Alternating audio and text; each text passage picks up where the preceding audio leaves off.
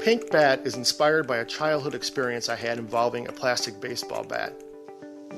Rather than tell you the story and how this bat changed reality, let me share a little bit of the thinking that went into this book.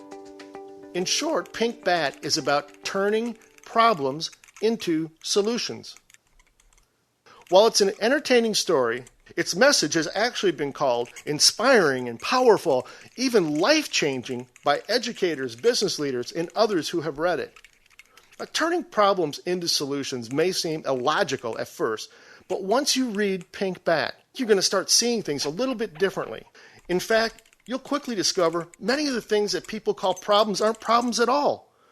Most are opportunities, and some are actually unseen solutions just waiting for you to connect the dots. Does this all seem impossible? Well, Pink Bat reminds us that finding solutions is actually in our DNA. It's how we've survived and developed all these years.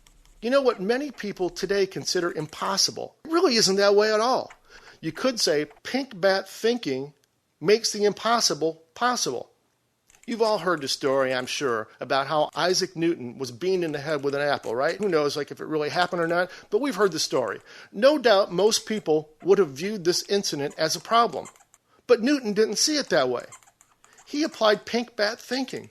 If the force of gravity affects falling fruit, perhaps it also affects the orbits and the planets too. He turned a problem into a solution called the universal law of gravitation. Back in 1928, most scientists would have considered it a problem to return from a vacation and find a petri dish contaminated with mold. Alexander Fleming didn't.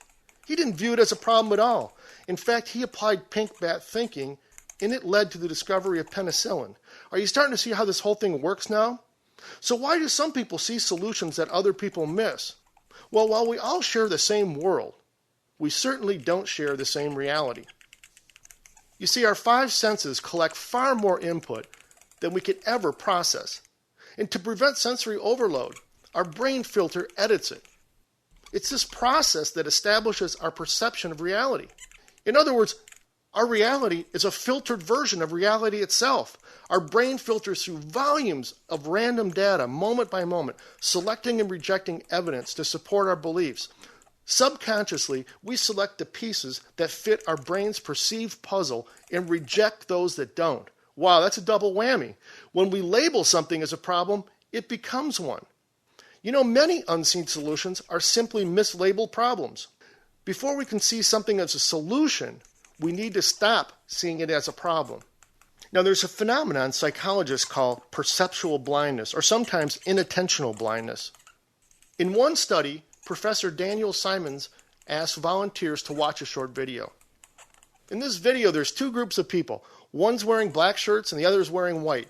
Well, they're passing a basketball around. The subjects were told to count the number of passes made by the team wearing white. At some point, a person wearing a gorilla suit appears during the video. Now imagine this. Here all of a sudden this guy in a gorilla outfit appears for several seconds. When the video ends, researchers asked, hey, did anyone see anything unusual?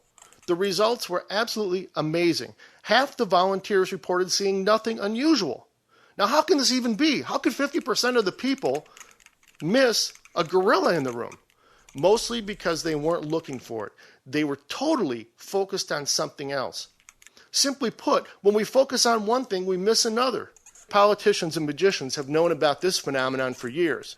It also explains why outsiders often see solutions that experienced insiders miss. They don't share the same bias.